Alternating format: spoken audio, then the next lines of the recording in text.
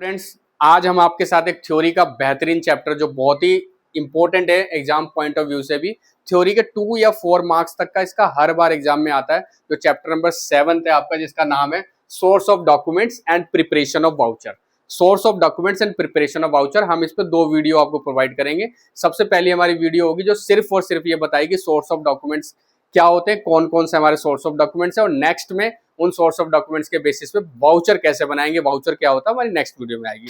तो हमारे चैनल को सब्सक्राइब करना और वीडियो को लाइक करना और ज्यादा ज्यादा शेयर करना ना भूलिए, ताकि हम इसी तरीके की वीडियो आपके साथ लाते रहे। तो सबसे पहले बच्चों बात करते हैं सोर्स ऑफ डॉक्यूमेंट्स। अगर किसी की बात करें, सोर्स का मतलब क्या होता है? स्रोत। स्रोत मतलब सोर्स।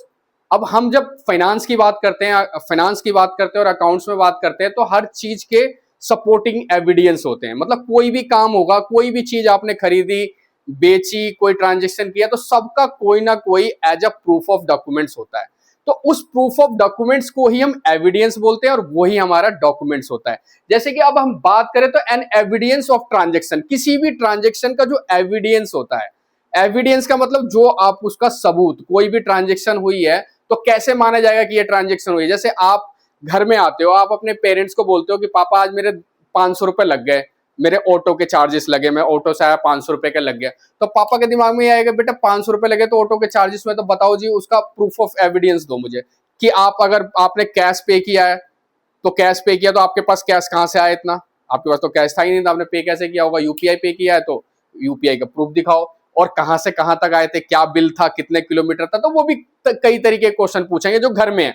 तो मान लो जब हम बिजनेस की बात करते हैं, जब बिजनेस में जाते हैं हम, तो बिजनेस में जाने में कितने सारे लेन देन होते हैं। अगर प्रूफ ऑफ एविडेंस नहीं होगा, तो लोग क्या करेंगे? फर्जी खर्चे डालने चालू कर देंगे, फर्जी इनकम बुक करना चालू करेंगे। क्यों? क्योंकि किसी का एविडेंस नहीं है। तो जब भी आप बुक्स के अंदर कोई भी चीज की रिकॉर्डिंग करोगे, जब रिकॉर्ड करोगे कोई ट्रांजेक्शन, मतलब कोई भी खर्चा रिकॉर्ड करो या कुछ भी रिकॉर्ड करोगे, तो विदाउट सपोर्टिंग आप कोई भी एंट्री बुक्स में नहीं डाल सकते हो। बिफोर एंटरिंग एनी एंट्री, आप कोई भी एंट्री करते हो, आपको पहले उसका सोर्स मतलब डॉक्यूमेंट्स आपके पास सपोर्टिंग में होना चाहिए। Without supporting you can not pass any entry in the books. आप बुक्स के अंदर कोई भी पास नहीं कर सकते। तो सबसे पहली मैं बात आपको बता दूं, बार बार क्यों बता रहा हूं, सोर्स ऑफ डॉक्यूमेंट्स का मतलब क्या है कि आपको समझ में आए। सोर्स का मतलब होता है प्रूफ ऑफ एविडेंस। एक शब्द में बोले, एक लाइन में बोले तो proof of evidence of transaction, मतलब जो ट्रांजेक्शन हुई है उसका क्या प्रूफ ऑफ एविडेंस होंगे। तो अब हमारे पास 6-7 तरीके के प्रूफ ऑफ एविडेंस जो हैं, जो नॉर्मली होते हैं। ये एग्जाम में थ्योरी मार्क्स में भी आता है, 4 मार्क्स में कभी कभी तो ऐसा आ जाता है कि आप प्रूफ ऑफ एविडेंस क्या क्या होता है उसको बताइए, या कभी कभी किसी एक पर्टिकुलर चीज पे भी 1 नंबर का क्वेश्चन पूछ लेते हैं, या कभी कभी ऐसा भी होता है जो नॉर्मली भी क्वेश्चन पूछ लेते हैं। तो जैसे भी क्वेश्चन पूछे, आपको पता है तो आप ओवरऑल आंसर दे ही दोगे। तो मैंने आपको सीधी सी बात बताई, proof of evidence of transaction, proof of evidence of transaction जो होता है वही आपका सोर्स ऑफ डॉक्यूमेंट्स होता है। अब जैसे सबसे पहले बात करें, आपके सबसे पहला जो सोर्स डॉक्यूमेंट्स है हमारा, first source of documents is cash memo. तो जब आप नाम से देखो कैश मेमो, अब आपको समझ में आ रहा हो कि सर ये कैश मेमो क्या, नाम से कैश मेमो मतलब किसी की बात करेंगे तो सारे के सारे क्या है, ये डॉक्यूमेंट्स ही हैं। ये सारे के सारे क्या है, डॉक्यूमेंट्स ही है, मतलब सपोर्टिंग एविडेंस ही है। अब जब बात करें कैश मेमो की, तो मतलब क्या है, a document issued by the seller to the buyer. मतलब ये एक सेलर बायर को कोई डॉक्यूमेंट्स देगा। तो एक सेलर बायर को डॉक्यूमेंट्स कब देगा? जब वो सेलर ने कोई सेल किया है बायर को, तभी वो कोई डॉक्यूमेंट्स देगा। लेकिन जब नाम से ही आ रहा कैश मेमो का मतलब जब गुड्स और सर्विसेज कैश में सेल हुई है। बेटा जब गुड्स और सर्विसेज कैश में सेल होती है, जब कैश में सेल होती है, तो उस केसेस में कैश मेमो देता है सेलर बायर को। तो आप सीधी सी बात है, cash memo, what is the cash memo? तो सबसे पहले आपके दिमाग में कैश मेमो, तो cash memo is a proof of evidence. Cash memo क्या है? As a proof of evidence. किस तरीके का एविडेंस है? एनी कैश सेल, कोई भी कैश सेल होगी, कोई भी कैश नगद में कोई भी आप सेल करोगे, तो उस केसेस में seller provide cash memo to the buyer against sale of goods और सर्विसेज। तो बहुत सिंपल था। अगर राम दुकान पे गया, राम ने जाके कोई स्टेशनरी खरीद के लाया, स्टेशनरी कैश में 500 रुपए की खरीद के लाया, तो as a proof of evidence जो स्टेशनरी उसने खरीदी है, तो स्टेशनरी के बदले आपको उसको एक proof of evidence cash memo देगा वो। तो कैश मेमो, वही कैश मेमो, उसी को कैश मेमो बोलते हैं जो स्टेशनरी वाले ने राम को दिया जब राम ने स्टेशनरी खरीदी है। तो cash memo for what purpose? Cash memo is issued in case of sale of goods और सर्विसेज इन कैश। तो बेटा हो गया कैश मेमो। इसी तरीके से बेटा जब बात करते हैं इनवॉइस और बिल की, तो जब बच्चों जब इनवॉइस और बिल की बात करते हैं तो यहां पे भी सेम कॉन्सेप्ट है, लेकिन जब कैश में बिकता है तो कैश मेमो हो जाता है, और जब उधार बेचा जाता है, उधार में जब आप बेचोगे तो उसे बोलते हैं इनवॉइस या बिल। तो मतलब इनवॉइस और बिल का मतलब क्या, statement prepared by the seller and given to the buyer when goods are sold on credit. तो बस इतनी सी बात याद करना है मेरे बच्चों कि ये क्रेडिट में जब आप कोई सेल करते हो बायर को, तो उस केसेस में इनवॉइस या बिल दिया जाता है। मतलब जब आप गए सेलर से, आप कोई सामान खरीदने लाए और आपने उसको बोला कि मैं आपकी पेमेंट इसको 30 दिन में कर दूंगा या 15 दिन में पेमेंट कर दूंगा, तो आपने जब 15 दिन के लिए जो उधार में माल लेके आए हो तो उसमें बिल इश्यू होगा, तो उसको बोलते हैं इनवॉइस या बिल, जिसकी सेटलमेंट आप ड्यू डेट पे करोगे। जैसे कि आपके घर में बिजली का बिल आता है, तो बिजली का बिल आता है तो बिजली का बिल अभी आया, आप उसकी पेमेंट करोगे ड्यू डेट पे। अब मैं आपको दूसरी, आप वॉशिंग मशीन खरीद के लाए और आपने बोला कि भैया मैं अगले महीने इसकी पेमेंट कर दूंगा, तो वो आपके पास बिल आया। तो मतलब सीधी सी बात है इनवॉइस और बिल का मतलब क्या है, इनवॉइस और bill are issued by the seller when goods और services are sold on credit. जब क्रेडिट में बेचा जाएगा, उधार में बेचा जाएगा मेरे बच्चों, जब उधार में बेचा जाएगा तो उस केसेस में क्या आ जाता है आपके पास, इनवॉइस या बिल। तो what is the difference between cash memo and invoice and bill?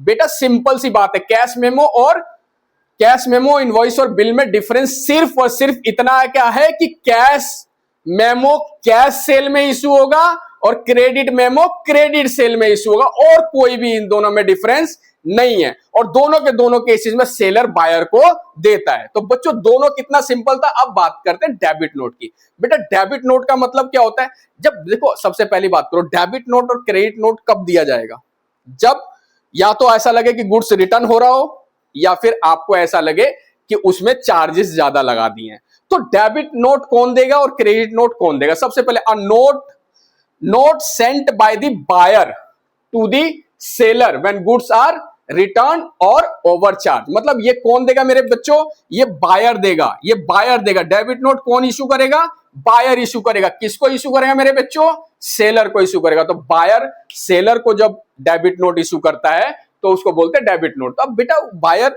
Debit note क्यों देगा? सपोज करो मैं माल खरीद के लाया, मैं बायर हूं, तो मैंने माल खरीदा, अब मुझे वो माल पसंद नहीं आ रहा, तो मैं क्या करूंगा, माल को रिटर्न करूंगा। तो रिटर्न करने के लिए मैं क्या कर दूंगा, डेबिट नोट इशू कर दूंगा। क्या करूंगा मैं, डेबिट नोट। तो डेबिट नोट कौन इशू करेगा मेरे बच्चों, डेबिट नोट इशू करेगा बायर जो माल खरीद के लाया है वो इशू कर देगा। तो एक तो केस हो जाता है कि जब वो माल खरीद के लाया, उसको पसंद नहीं आया, तो उसने बोला मैं इसको वापस करता हूं, रिटर्न करता हूं सेलर को।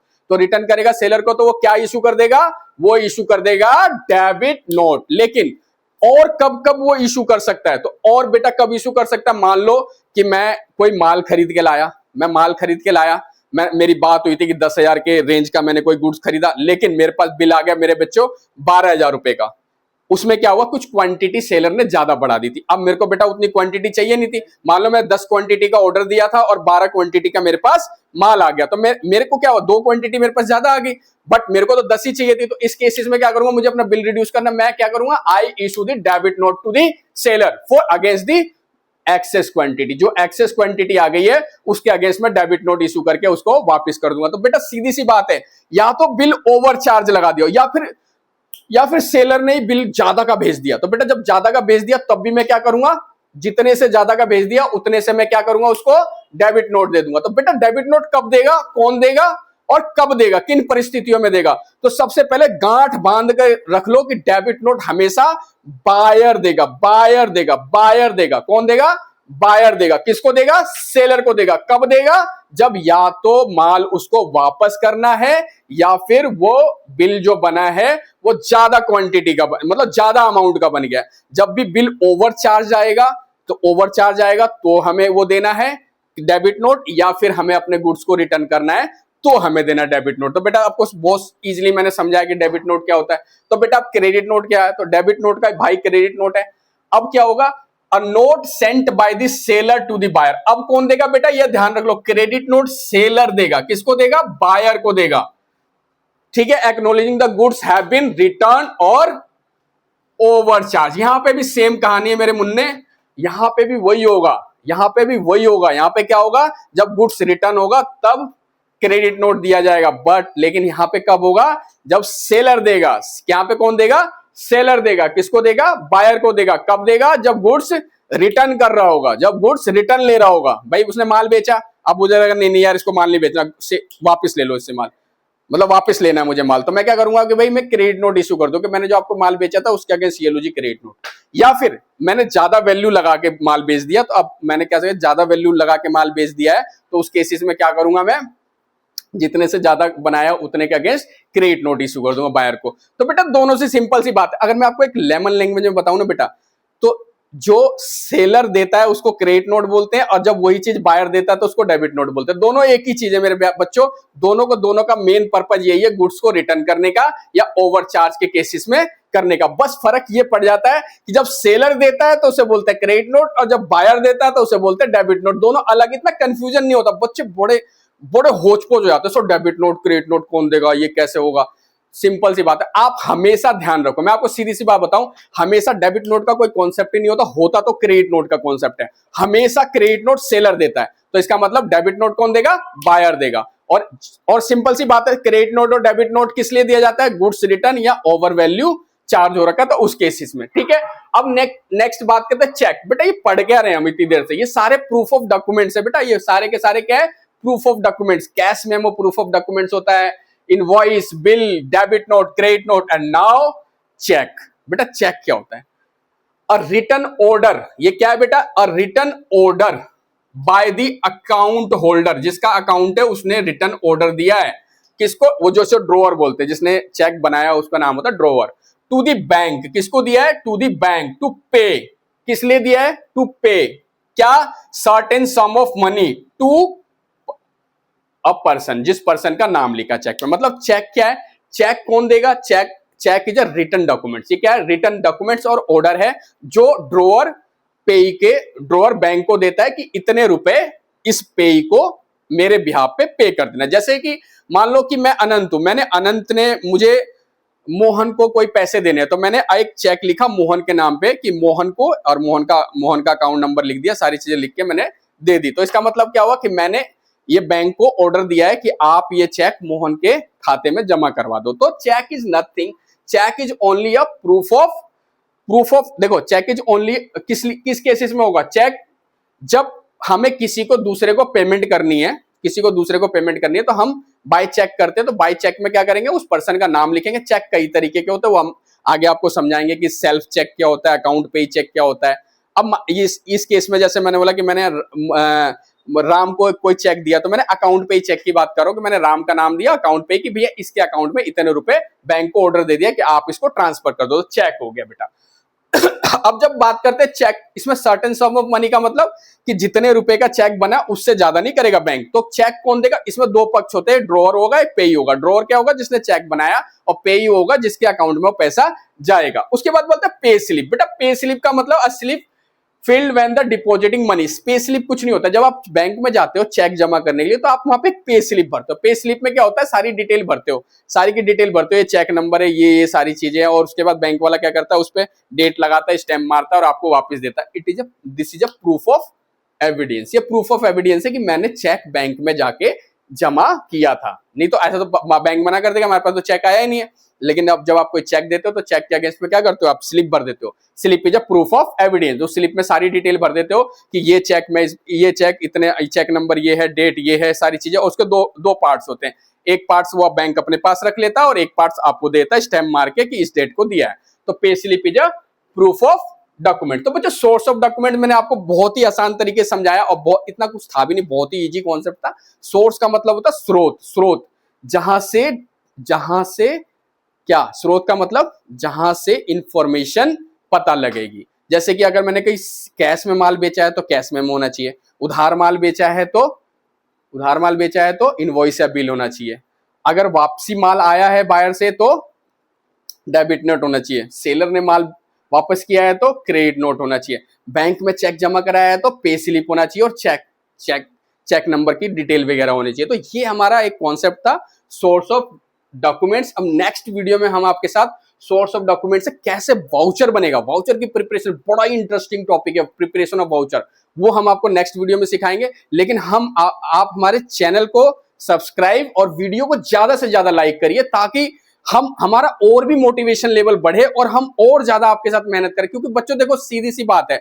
जब बच्चे हमारे साथ जुड़ेंगे, जितने ज्यादा जुड़ेंगे उतना ज्यादा हमारा मोटिवेशन बढ़ेगा और हम उतनी ज्यादा से ज्यादा और ज्यादा आपके साथ, हमारा मेन मोटिव है ज्यादा से ज्यादा लोगों को अपनी बात को पहुंचाना। और हमारा मेन उद्देश्य भी यही है कि मैं काफी टाइम से ऑफलाइन पढ़ा रहा था, लेकिन ऑनलाइन आने का पर्पज, किसी बच्चे ने सजेशन दिया, उस बच्चे का सजेशन मुझे बहुत अच्छा लगा कि सर साथ ही साथ क्यों ना आप जो पढ़ा रहे हो कुछ ऐसा ऑनलाइन प्लेटफॉर्म पे लिया हो, ताकि जो बच्चा नहीं भी आ सकता वो भी आपकी चीजों को समझ सके और पढ़ सके। तो इसीलिए हमने ये चैनल सब्सक्राइब किया। हमारा मेन मोटिव है ज्यादा से ज्यादा अपनी चीजों को शहर शहर, गांव गांव, हर जगह पहुंचाया जाए, ताकि ज्यादा से ज्यादा लोग जुड़े और ज्यादा से ज्यादा लोगों को हमारी वीडियो से फायदा पहुंचे। इसीलिए आप कमेंट बॉक्स में भी लिखते रहिए, हम सारी की सारी चीजें आपको टाइम टू टाइम प्रोवाइड करेंगे। और नेक्स्ट वीडियो बड़ा इंटरेस्टिंग है जो हमारा, जिसका नाम है प्रिपरेशन ऑफ वाउचर, तो उसको देखना ना भूलिए। वो बहुत जल्द हम आपके सामने शेयर करने जाएंगे, प्रिपरेशन ऑफ वाउचर, की वाउचर बनेगा कैसे। बेटा क्या होता है ना, जब सोर्स ऑफ डॉक्यूमेंट, अब जैसे आप 12th करो, ग्रेजुएशन करोगे, उसके बाद जो आप कुछ प्रोफेशनल कोर्स में सीए या किसी चीज, सीए में, सीएस, सीएम में, किसी में भी आप रजिस्टर्ड होगे, जब आप ऑफिस में जाओगे तो ये सारे सोर्स ऑफ डॉक्यूमेंट्स आपको वहां पे ओरिजिनल देखने को ही मिलेगा। आप प्रैक्टिकली काम कैसे करते हो, तो वो सारी चीजें भी आपको देखने को मिलेगी। और मैं तो खैर वैसे भी प्रैक्टिकली मैं जॉब प्रोफाइल में भी हूं, और मेरा दूसरा ये भी चल रहा है, तो मैं साथ साथ आपको बहुत अच्छे तरीके से एलोबरेट करूंगा जब हम थोड़ा और ग्रेजुअली आगे बढ़ेंगे। जैसे हम जब 12th का सेशन में आप आओगे, 12th जब स्टार्ट होगी आपकी और ग्रेजुएशन में आओगे, तो हम वहां प्रैक्टिकल पे लेके जाएंगे आपको कि इन सब चीजों का प्रैक्टिकली कैसे होता है, कि सर वाउचर कैसे होता है, दिखाओ जी वाउचर कैसे होता है। अब एक वाउचर आया तो जरूरी थोड़ी कि जो वाउचर आया है, तो एक वाउचर तो कोई भी दे देगा, प्रूफ ऑफ एविडेंस वाउचर बना के लाएगा, लेकिन अब वाउचर की ऑथेंटिसिटी को कैसे चेक करना कि वाउचर सही है कि नहीं है। एक वाउचर को चेक करने में क्या क्या चीजें होती है, कैसे पता लगेगा कि वाउचर सही मिला है कि नहीं मिला, इसका सोर्स सही है कि नहीं है, वो सारी चीजें, कि वाउचर को कैसे रीड करना है, ये सारी चीजें हम आपको नेक्स्ट वीडियो में बताएंगे कि वाउचर को रीड कैसे करना है। तो हमारी वीडियो को लाइक और चैनल को सब्सक्राइब करना ना भूलिए। धन्यवाद, सत श्री अकाल, जय हिंद, जय भारत, जय दिल्ली।